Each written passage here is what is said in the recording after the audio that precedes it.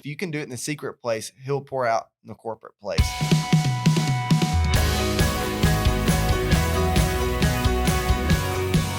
Hey, welcome to Ascend the Hill with Jeremy Austill, and I'm Jonathan, and this is, who are you? Pastor AT. What's up? Pastor Curtis. Pastor AT is our young adults pastor. Pastor Curtis is our students pastor, if you didn't know who they were, or their roles or positions. Where do y'all live? No, I'm kidding. We've had quite a busy summer. Y'all have. I mean, it's been kind of normal weeks for me, but for y'all had a busy week. I guess camp was last week, wasn't it? Last week. Yeah, last week. Still So recovering. Right. So today we're talking all about camp experiences, the importance of camp moments, and what that has been like for y'all, both as leaders, but also I guess we could start at the very beginning, because usually we talk about like cool things we did over the weekend, but y'all's weekend was mostly sleeping, wasn't it? Very much so. Yeah. Very much so.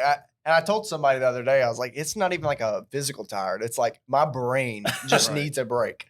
So Nice. Well, last week, it was kind of crazy because y'all left Monday, and I showed up Monday with my wife, and it was like, there's a good little crowd. And then by the time everyone gets registered, it's like, there's a lot of students going. How many students ended up going? How many leaders ended up going? all together, we took 147 people, and that's including leaders. So I think around 125 students.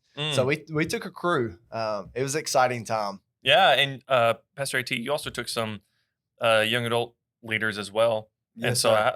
what was that like? How many leaders did you end up taking? What does that look like? I want to say it was about like 25 to 30, somewhere in that ballpark. Yeah. It was awesome. Yeah. It was awesome because, I mean, you're used to taking students, but, now that you're bringing adults, you're bringing leaders that not only are going to go and help, but also, they're going to receive as well. It was just really, really cool experience. Yeah. Now, you both, I guess this location, Camp Jackson, is special to both of y'all because y'all both went there growing up. So what was that kind of experience like for you? Because that's where you, if I remember last time we talked, you said you were called there. That's that was Pastor AT. AT. I mixed them up. But we go long. I go a long way back with Camp Jackson. I actually started going there when I was in children's church. Oh, really? So I think I've been going since I was 7, 8 years old. So that campground has a special place in my heart.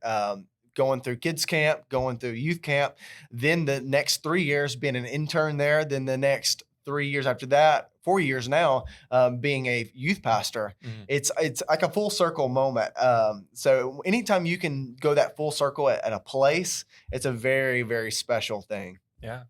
What about you? Absolutely. I got saved there June 8th, 2014. And so I just celebrated 9 years of being saved and filled with the Holy Spirit. Hand claps. Come on. Hands in the comments. We need to have like one of those buttons, like the applaud buttons. I know. But no, and so, I mean, just like Pastor Curtis says, it's a full circle moment because, I went there first as a student for only 1 year. The next year I went as a youth leader with the church that I was attending at the time. And then I was an intern for the next 4 years. And I feel like that every year that I interned, like it shaved 2 years off of my life. And so I feel like that, like 4 years felt like 4 decades, honestly. Yep. But no, and then after internship, I was a youth pastor for a few years. And then this year I went as, kind of an Aaron and her to Pastor Curtis and, being able to not only help disciple the young adults, but also to go and help him with whatever he needed help with. And as you can hear from 100 and something people, like that was much needed. So Yeah. love being able to do that. Yeah. And how, I guess before we get into talking about the experience last week at camp, for people who may not fully grasp what that camp looks like, they may have their own presuppositions of like what camp is, a summer camp for a kid, whether it's a church camp or just a space camp or whatever camp you pick your camp. What is that? What does Camp Jackson look like for just an every week youth camp for someone? Yeah, we had to answer that after years of going to Camp Jackson, like the number one thing's always been one thing, and that's to throw these kids in the presence of God. Like, I mean, of course you have a great time throughout the day. Of course you play a lot of games. Of course you do team competitions. But anytime that I've ever heard somebody promo it, talk about Camp Jackson and youth camp, kids camp, it's never been about that. Of course, that might be something that's enticing of, hey, we're gonna play games or there's competitions, but it's always been, we're just gonna take students and throw them in the presence of God and let Him do the work. So to answer your question of what it looks like, it's I look at it as a place on earth where heaven meets earth, and that's the best way I know how to describe it. So. Honestly, I mean, it's up on this hill, and Mhm. just like Pastor Curtis alluded to, like you're able to disconnect. I think that there's something really, really special about disconnecting from your world, and there's so many different stories that come to that property. For me, it was I was atheist for the majority of my life, and so a lot of these students they're experiencing a lot of different things at home, and but this is like in a private oasis out in the middle of nowhere. I mean, literally, you have no cell phone service, so it doesn't even matter to Yeah. bring your Mm. phone.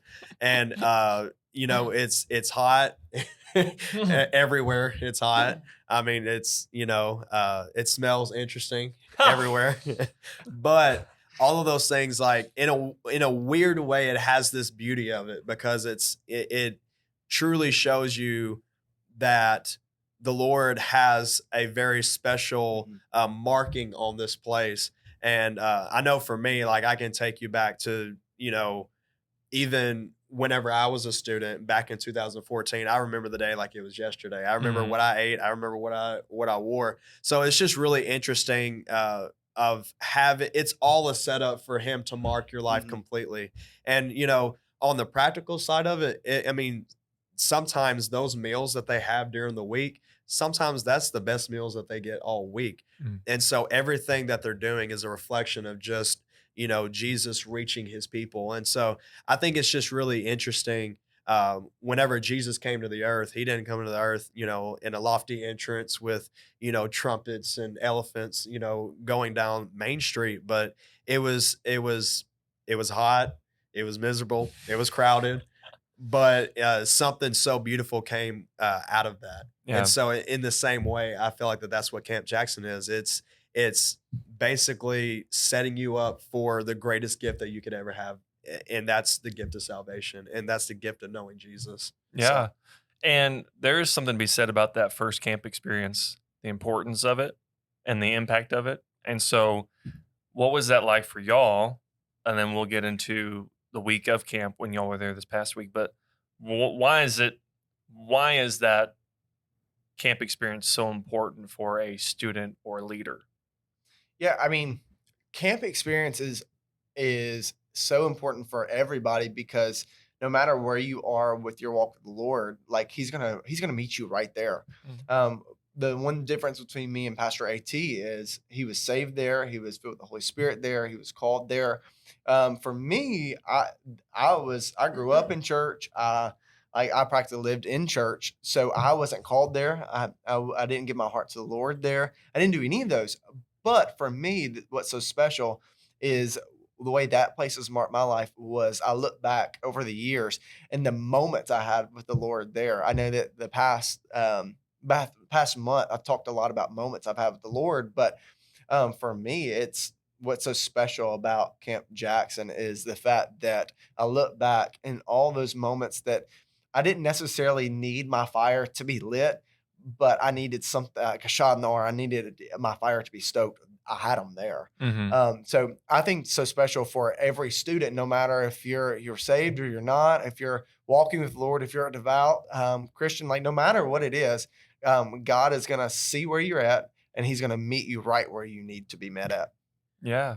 absolutely. I mean, it just boils down to like he is El Roy. He is the God who sees, and in the vast array of different people that you see on that campground, leaders, students, interns, youth pastors, youth leaders, volunteers, all of those people on that campground, yet God sees each and every single one of them. And just like Pastor Curtis alluded to, God meets them exactly where they're at. Hmm. And it's just so special to be in that moment for a student because they're able to have an opportunity to know that they are truly seen by the one who is all sufficient, not just being seen by social media and not being seen by friends or even people at school, but to really have a moment to where it's just you and him.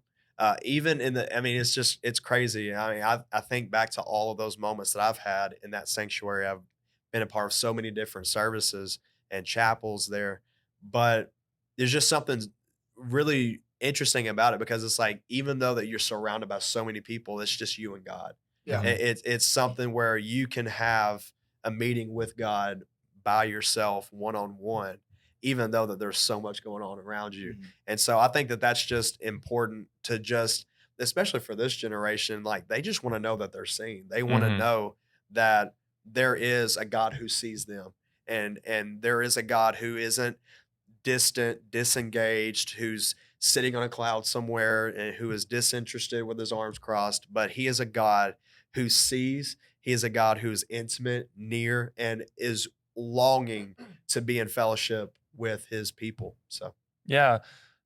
When it comes to last week, y'all chose I say y'all chose it. It may have been the week y'all had to go, Mhm. but it was the hottest week I think we've had this It was. summer.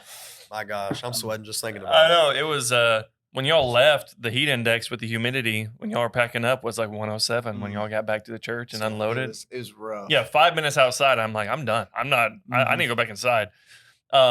So with the heat of the week and and everything going on, what are some of your favorite highlight moments? We'll go fun first, and then go the spiritual side of fun second. But what were some fun like highlights from the week? You got one? Go for it.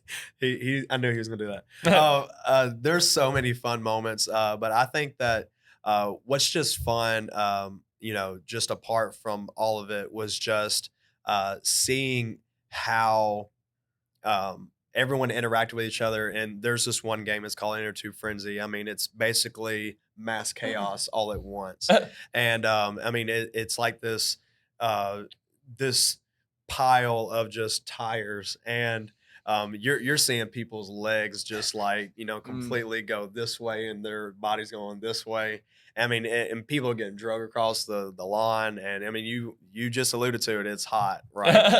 The fun part was just being able to see, this camp and like your squad, your section just lose it, and they're just like, let's go, and they're like they're cheering for you. And we had a leaders round, and honestly, my favorite thing was seeing 747 Pastor Curtis come up into the air, and he just like it. I mean, I'm not even gonna lie to you, it looks like he gained wings. Yeah. I mean, he didn't drink any Red Bull, but he gained wings that day, because whenever the alarm sounded, for them to start the round for the leaders, like I'm running, and like I'm getting in there, and the next thing that I see is just nothing but a red shirt just fly across the top of the pile. I was like, I mean, honestly, I was completely mesmerized by it, but that was Curtis's body going on top of this pile, and I mean, he got hurt as a result of it, but it was incredible. I did. I had to weigh the risk. So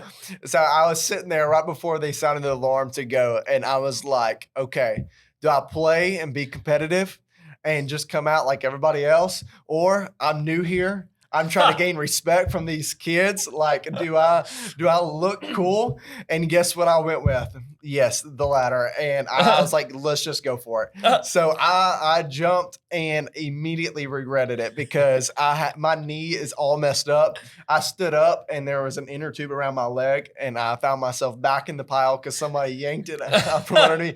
So it wasn't my brightest moment, but it was definitely worth it, because the students were like, Pastor Curtis! Like, yeah, let's go. So I was like, you know what? Don't do it. I told him, I said, this is one of those moments, like, do as I say, not as I do. Yeah. I Right. apologize. Like, I should have done that. I'm but like, it was rules out of the window. Yeah. When it comes Yeah. to the leaders, It man. wasn't the brightest moment. I apologize for it, but it was fun. My moment throughout the entire week was just, I don't think I have a specific one. It was just seeing from the first night of a hot dog eating contest. First of My all, gosh. our students won. Okay. Really? Yes. We Both got the W. boys and girls. Oh It my was- goodness. It was gross, but amazing at the same time. It was incredible. But from that moment, like there was a lot of disengagement of rooting for our kids. But by the end of the week, like all our kids were engaged. And the one thing that I always fight for is like, hey, we're family. We're Mhm. gonna fight for each other. We're gonna play with each other. We're gonna do all these things. But just to see that progression of it, like we're just acquaintances to we're not only friends, but hey, we're family. So I think the funniest part was when we did the human amoeba, where you lock arms and you walk in a big circle. Of Mm. course, each team of ours had 70 plus.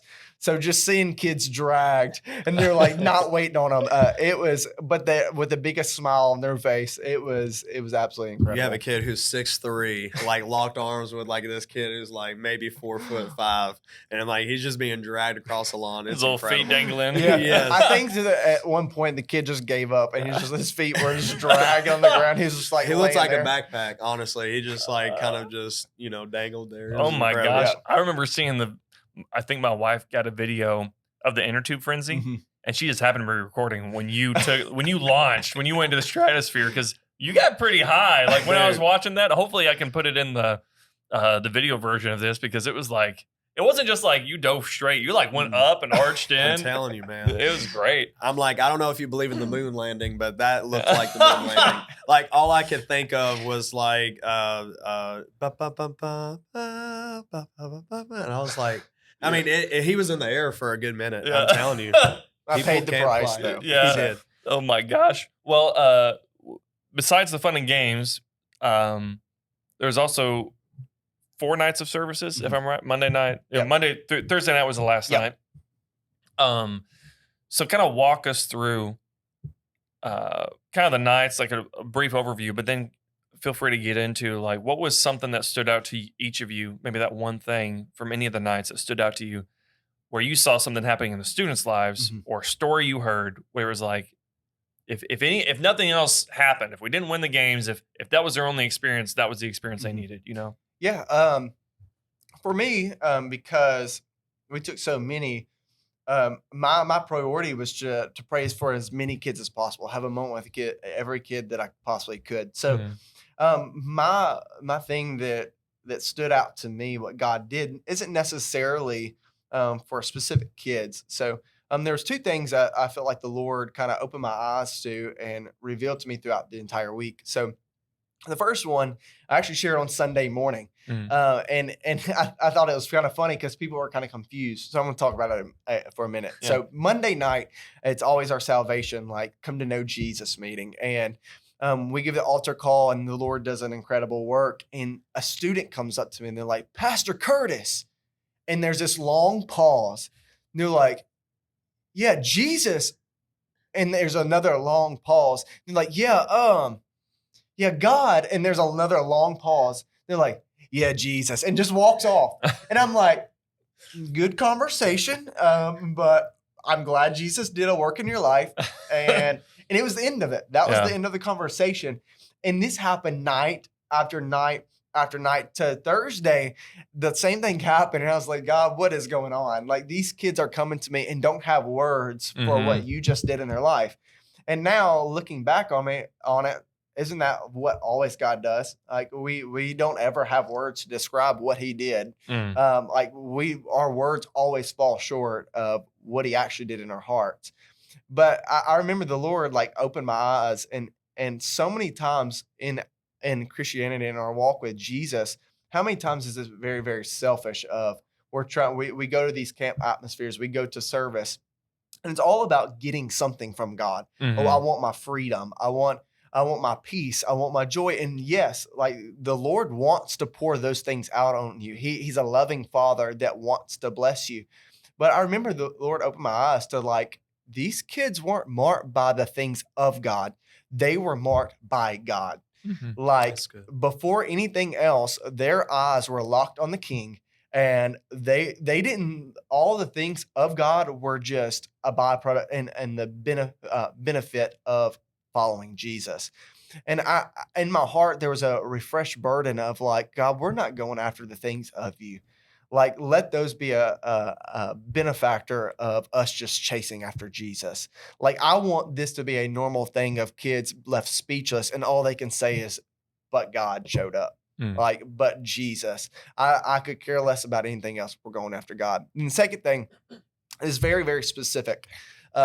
It was during worship, and there's a lyric. One of my great friends wrote this song in their youth group, and one of the lyrics is "Hang the crutches on the wall." And remember, in worship, this lyric kept on coming and going over me, over me, over me, and I kept on thinking about it.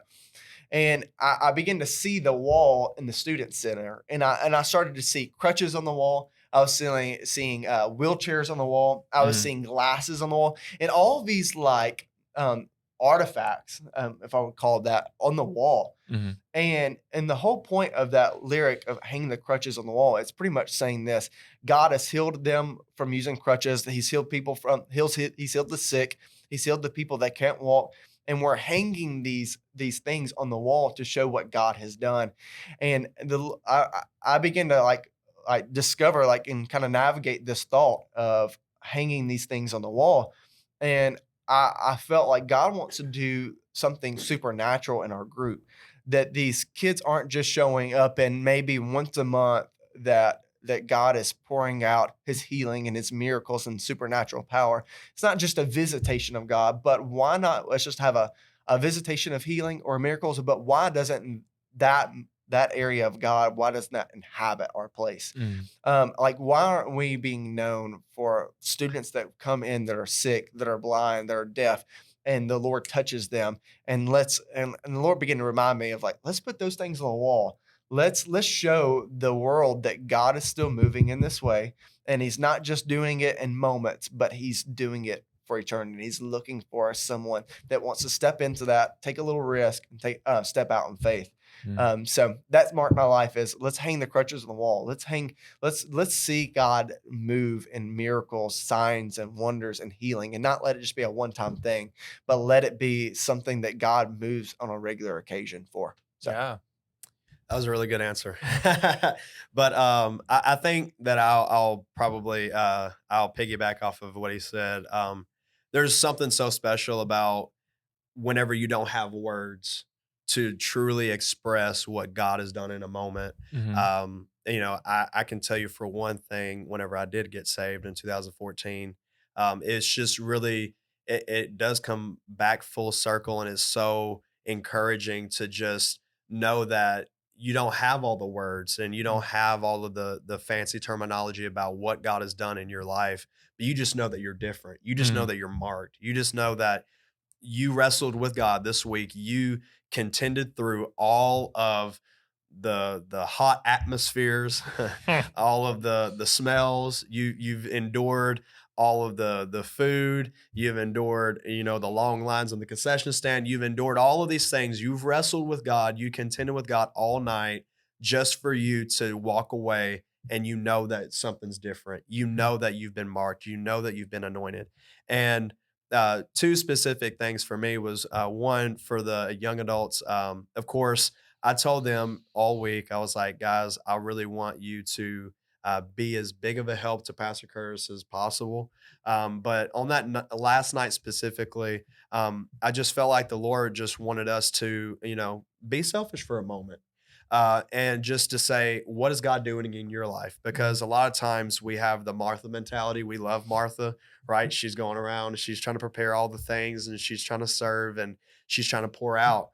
But sometimes you just got to be a Mary, and sometimes you just got to have your expression of love just poured out before the Lord. Like, what is the Lord doing on the inside of you to where you're just so caught up in Him that everything else doesn't even matter? Mm. And so I just encouraged them with that on the last night.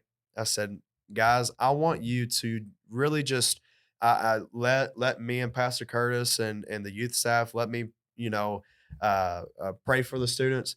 But for you guys, like, just be open to receive tonight. And it was so encouraging to me to see these 18 through, well, I'm the oldest. So these 18 through 23-year-olds just really just sit back and just like, Lord, you're doing something deep in my life, Mhm. because it gave them this sense of God hasn't forgot about me, even though that I'm not in the trenches with the kids anymore, even though that I had the lanyard across neck, God still has some things in store for me. And to Yeah. see a lot of the things that uh, not only came to the surface through words of wisdom and knowledge, but also just them being raw and being real and just saying, I'm going through this, I'm struggling with this. And now that I'm about to go to college in this next season, so on and so forth, I just need God to do this in my life. And to see that breakthrough happen all across their faces was Mm. really special to see. But I'll also just add this, and this is more of a personal thing, and we're gonna get mushy for a little bit. So in 2017, I remember we were in. I was a staff member at camp, and we were all praying in the room, and we were just preparing the room. We had oil on our hands. We were anointing spots in the room, and we were just praying specifically into these students that are about to come into the camp. And I remember the Lord just like dropped in my spirit. He just said, "You're gonna meet your future wife here." And of course, I was like, "Lord," because most of the time when people say you're gonna meet your future wife at camp, like you're gonna That's actually you're they say don't do it. right, right. Like you gonna get you a blue raspberry slushy and you gonna try to holler at a girl, but no, like that's not. I felt something so deep and so personal in that moment, and I just prayed into that and like. Very intentionally since that moment, I was really just like journaling and really just like praying for and contending for my future wife. And Pastor Curtis, like we went to college together, so he was a witness testimony to that. A lot of those different moments that I had, and so now being married, just recently got married right before I came into Cornerstone.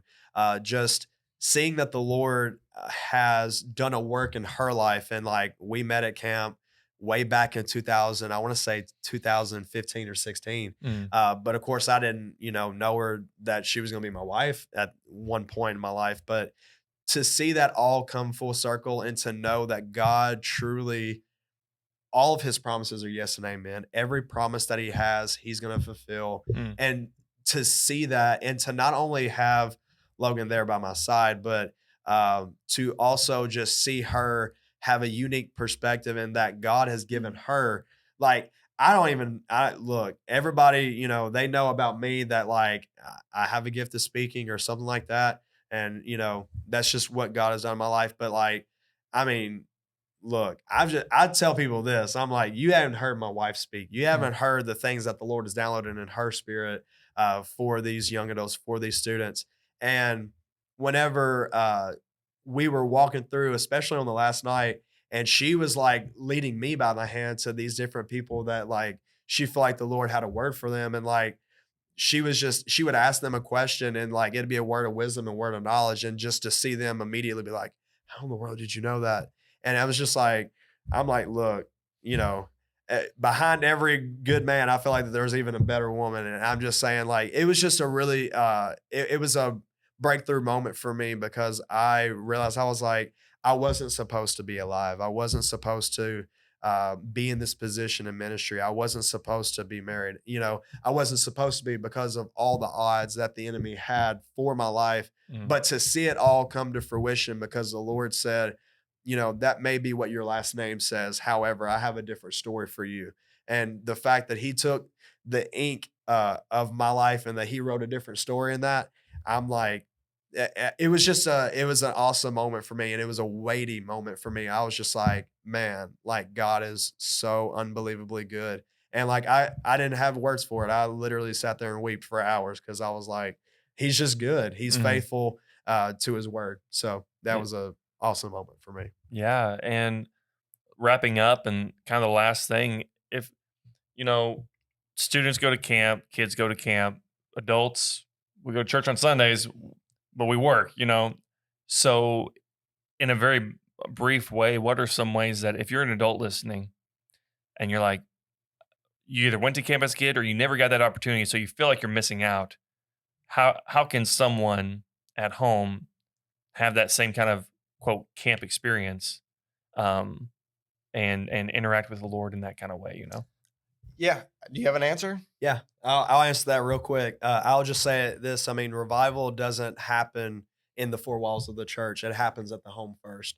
And it's the increasing awareness of knowing that the same God who saves, heals, delivers, sets free, the same God who does that at camp experiences, he's the same God um, in your home. He's the same God in your church. He's the same God in your address, in your apartment, in your duplex, whatever you have, whatever your situation is. It's that increasing awareness of having that, and just contending for it. Honestly, that's the biggest thing, is that you have to roll your sleeves up and you have to say, okay, God, you met them at this campground. I expect you to come. You didn't have to come, but you were faithful to do so.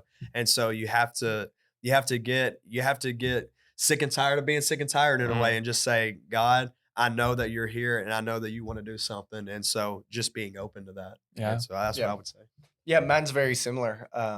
I think as I matured in the Lord, now growing up, I needed that camp experience. Mhm. That is what lit my fire. That is what stoked it. That those moments, those times at camp, convention, and conferences, I had to have them. Mhm. And that was, and this is sad to say, like growing up, that was my walk with the Lord. That was my relationship with the Lord. But as I began to mature, I began to realize that now I've had some times with the Lord in the secret place that far outweigh a camp experience. And those are precious to me Mhm. because it's just me and God.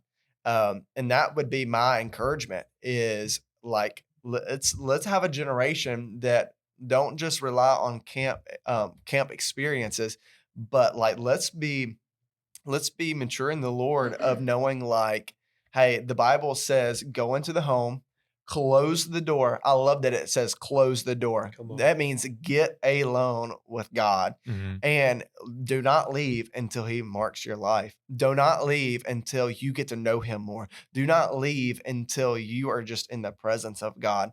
And that's what I would encourage is don't necessarily think like, man, I wish I was going to camp. Oh, I need to be a leader and go to camp, because of course we would love for you to have Yeah. that. Right. But um, go into your secret place, go into your prayer closet and ask the Lord for it, because at the end of the day, he's a loving father. And if you can do it in the secret place, he'll pour out in the corporate place. Mm. And that's a segue to my second answer is, like Pastor AT said, is revival is sparked in the secret place. Personal revival sparks a corporate revival. Mm. And if you want to have that in a corporate, because that's one thing that is special about camp and convention is the fact that you're doing it beside your family, your Absolutely. Yeah. your church family, your brothers and sisters. That is special. And my encouragement is this: why not us? Like, why not? Why can't we have this on a Sunday morning? Mhm. Like, let's be expectant. Let's have a little bit of anticipation of stepping out in faith of saying, God, there's something special about this morning. There's something special about this Sunday morning. There's Wednesday night. I know that if we ask, you will come. And just have expectancy that God's going to show up in a mighty way. How many times do we show up to church and we just think it's going to be a normal Sunday? Mm. Like, let's get tired of that. 2 fast songs, 1 slow song. Yeah, let's get tired of that. I want to show up. I want to wake up on a Sunday morning and be excited because I have no idea what's going to happen. Come on. Mm.